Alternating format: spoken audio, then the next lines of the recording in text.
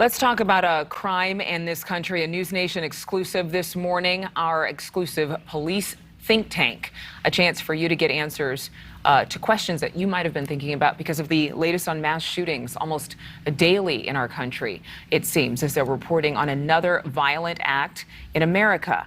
The police response in Uvalde, Texas, at that elementary school campus, obviously brought to more light, more criticism of the police chief there and his decision to not go into the school as quickly as some had hoped. Let's bring in former FBI Special Agent Phil Andrew and former officer Kristen Zeman, who was chief of police at a time of another big shooting here in America, the Henry Pratt shooting in Aurora, Illinois, when a former employee showed up to the Henry Pratt manufacturing plant, killing 5 people and injuring several others. Thank you both for being with us. Hopefully we'll get some more insights here. Kristen, you train and empower current law enforcement officials, I know now, in your latest chapter in life. How exactly are officers trained to prepare and protect people in a mass shooting? And is it different in big cities versus small towns?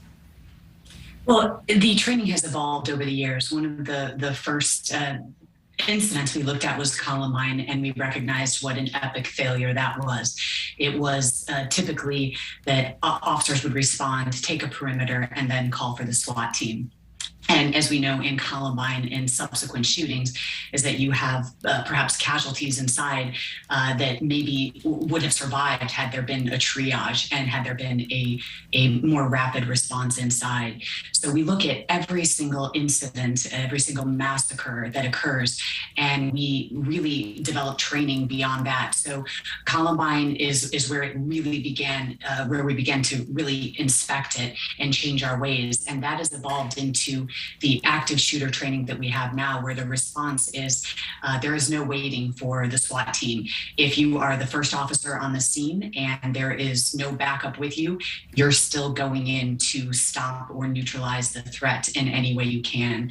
And that is precisely what the training has been in my department and throughout the nation currently. Would that be different in a very small town? I mean, Uvalde is a town of about 16,000 people, but we were hearing from residents it feels more like 2,000 people.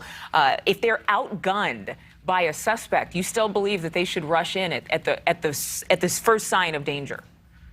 I do, especially, I mean, that's what we suit up for. That's what the mindset that officers, that's part of their training, is that you run towards the gunfire. And listen, when an officer puts their uniform on and, you know, every day they recognize and acknowledge the fact that they might not go home.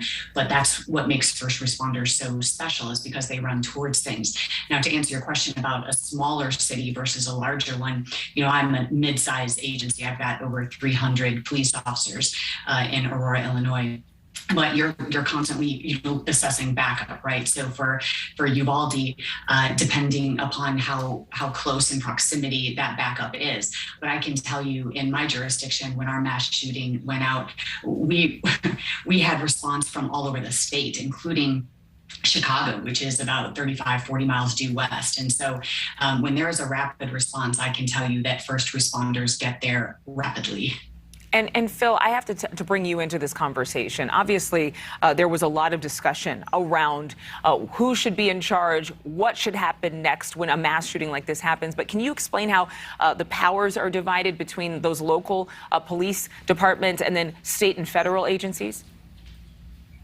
Usually, it's the local municipality that has the lead on response and the investigation. But as the investigation evolves and additional agencies arrive, there is some decision as to whether this it has a nexus to domestic terrorism or international terrorism, and that can affect jurisdiction. In some cases, as we've seen in Texas, you know, where they don't have the resources necessarily, then a state police, the state troopers, they may take over the investigation, largely due to the level of resources a department may have. In many cases, the response, as Chief Diem has pointed out, it's a multi-agency response. When the call goes out, anybody in that vicinity is going to respond. And that may be that it could be state troopers. It could be a federal officer that is just seeing the information come across their line. So initially, there can be a bit of a confusion, and it is incumbent on all of those agencies to be training, to be planning, and make sure that they know each other and are coordinated when they arrive. None of this should be a surprise to any of us at this point, that we are going to have critical incidents at any time and anywhere. And first responders know this, and they should be coordinated and using joint communication so that they can communicate during these emergencies as they arrive at the scene. Well, and you bring up training. You know, it's interesting. One of the first officers on the scene at this Uvalde shooting was the chief of police for the school district police department. 8 officers, I believe, in their entire department, or maybe even 6 officers in their entire department. How can cities, Kristen, be more prepared and more equipped with the training, with the weaponry that is needed at a time of a mass shooting? Because clearly this is not something that we're going to see go away. Yeah, for sure. And Phil brings up a great point about continuity of training. You know, our incident lasted 90 minutes until we were able to neutralize the shooter. And within that, we had integrated teams going in together. And some of us had trained together, others had not. But the key here is training. When I say that the number one thing that departments have to do is training, top 3. And we had gone through active shooter training scenarios, and those should be real life scenario-based experiential training where officers are put in high stress situations, because we absolutely believe that we do not rise to the level of our expectations. We fall to the level of our training. So on the day of our mass shooting, those officers, this was muscle memory. Those officers had the recall and they played like they practiced. So they ran towards the gunfire. Now, to your point about being outgunned, you know, that's a reality. The mass shooting massacre in my city, we thought he had a long gun because he was shooting cops with such precision. One cop after another was shot, and they didn't realize where he was shooting from. But the officers pressed on anyway, without knowing exactly what kind of firearm he had in his possession. But that's why we have to equip officers with the tools and equipment that they need, where they can come up against a shooter. You know, coming up against an AR-15, that's complicated, right? And so we have to have the tools. We have to provide the tools to law enforcement to be able to do that. Right, and I don't know that that was the case. I mean, based on what we're hearing, it doesn't appear that that was the case down in Texas, but of course that investigation pending. Let's get to some viewer questions. Matt in Sullivan, Ohio has another question for us here. A firearms requalification program in Ohio is required once a year. Matt wants to know, why do police officers not have to qualify for firearms training more often? Rich, I'll have you answer this. Phil, forgive me, Phil. I don't know who Rich is, but Phil, forgive me. You know, there are 18,000 policing bodies across the United States. And this is one of the difficulties, is each one has a different training standard.